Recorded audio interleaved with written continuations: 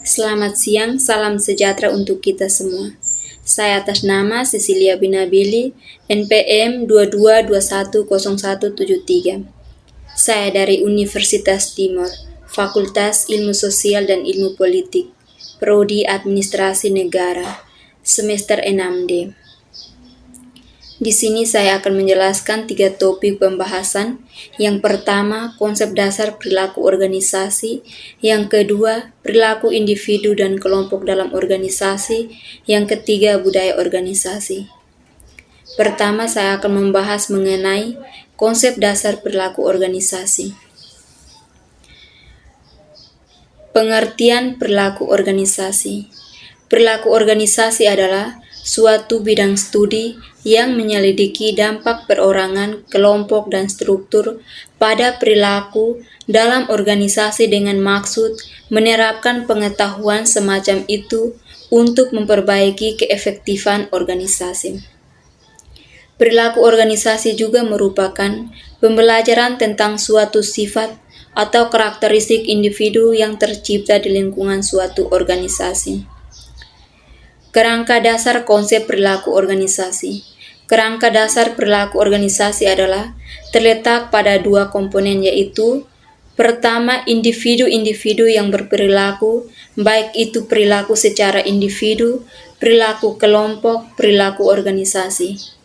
Komponen yang kedua adalah organisasi formal sebagai wadah dari perilaku itu, yaitu sebagai sarana bagi individu dalam bermasyarakat, ditandai dengan keterlibatannya pada suatu organisasi dan menjalankan perannya dalam organisasi tersebut.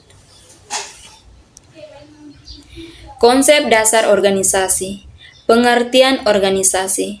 Organisasi adalah sebuah wadah untuk sekumpulan orang yang bekerja sama secara rasional serta sistematis yang terpimpin atau terkendali untuk mencapai tujuan tertentu dan juga memanfaatkan sumber daya yang ada di dalamnya.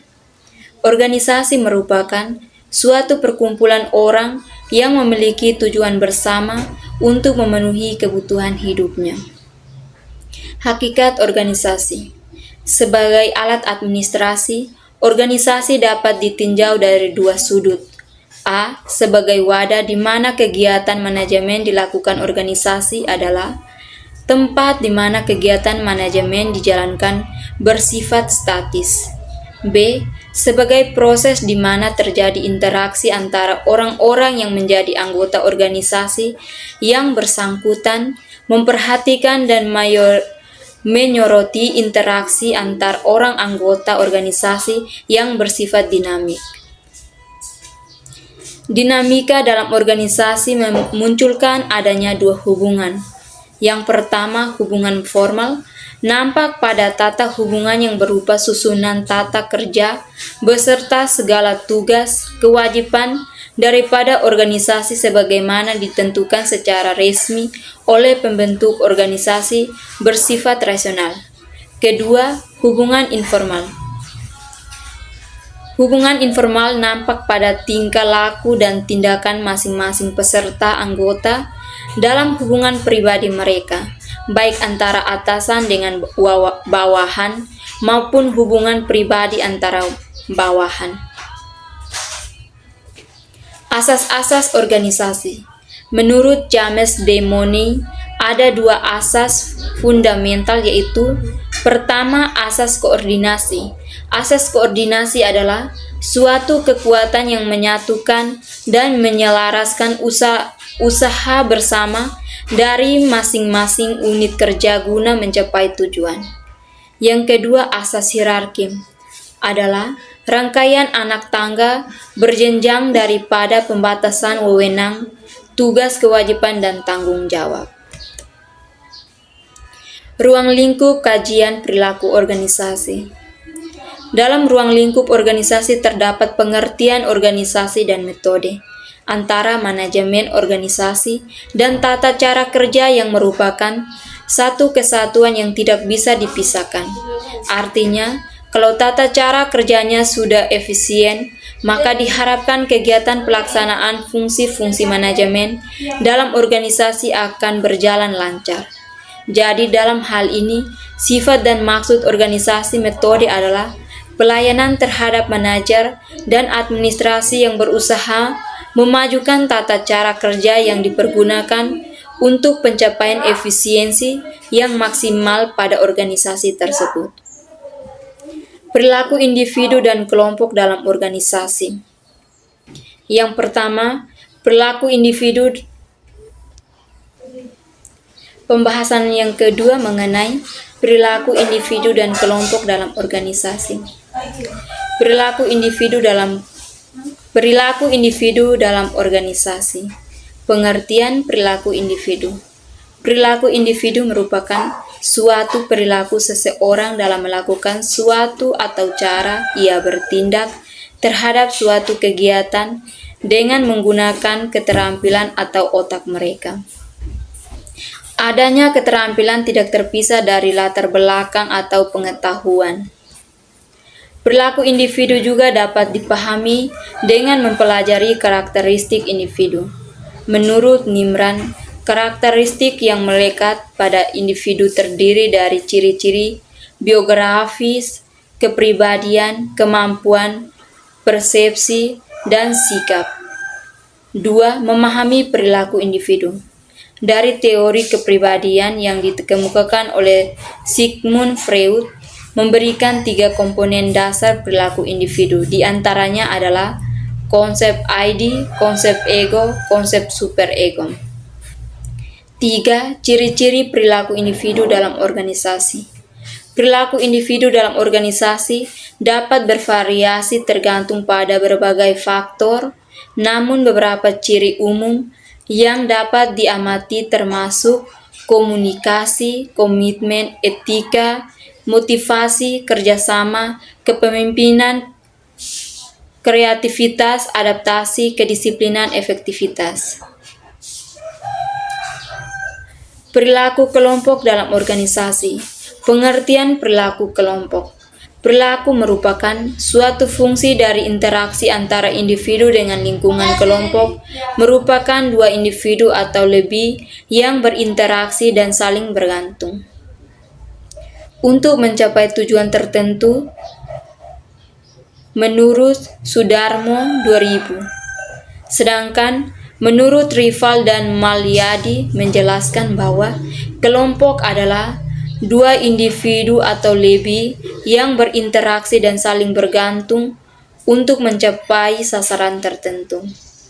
Jadi, definisi dari perilaku kelompok adalah suatu aktivitas yang dilakukan oleh seorang individu dengan yang lainnya untuk mendapatkan aspirasi anggota, berinteraksi dari setiap individu, dan saling bergabung untuk mencapai sasaran yang diinginkan.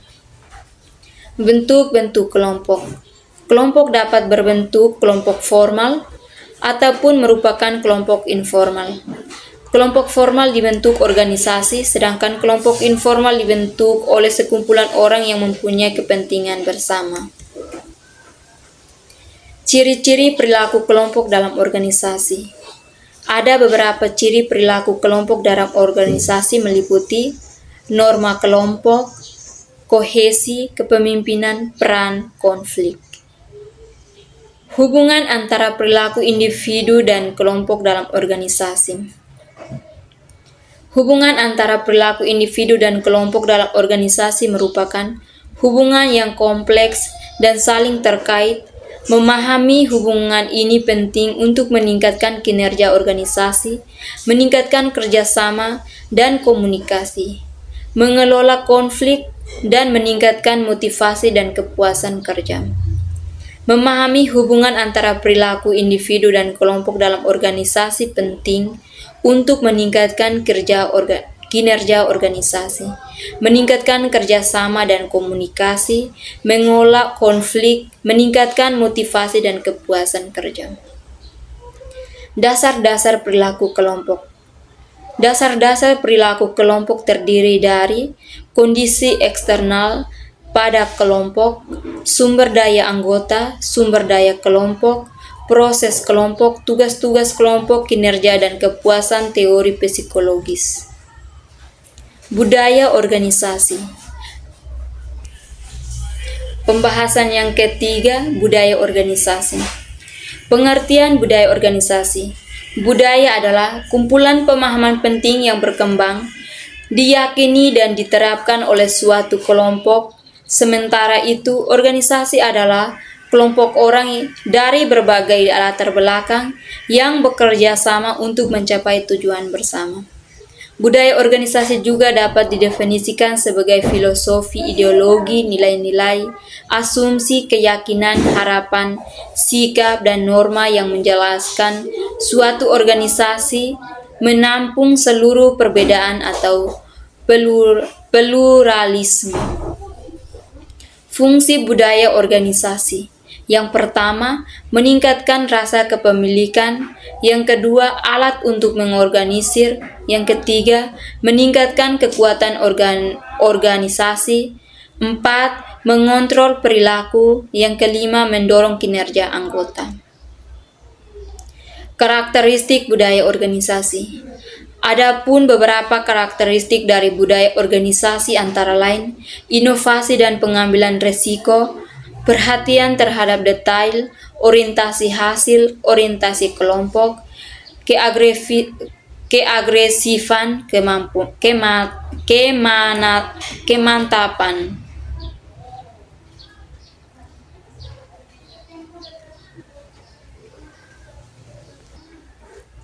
Teori-teori budaya organisasi.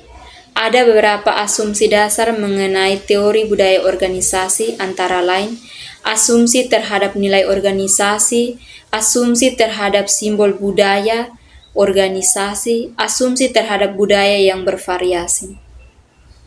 Jenis-jenis budaya organisasi. Ada 4 tipe utama budaya organisasi yang dikemukakan oleh Robert E. Quinn dan Kim S. Cameron, yaitu budaya klien, budaya advokasi, budaya pasar, budaya hierarki. Sekian hasil presentasi saya ucapkan terima kasih.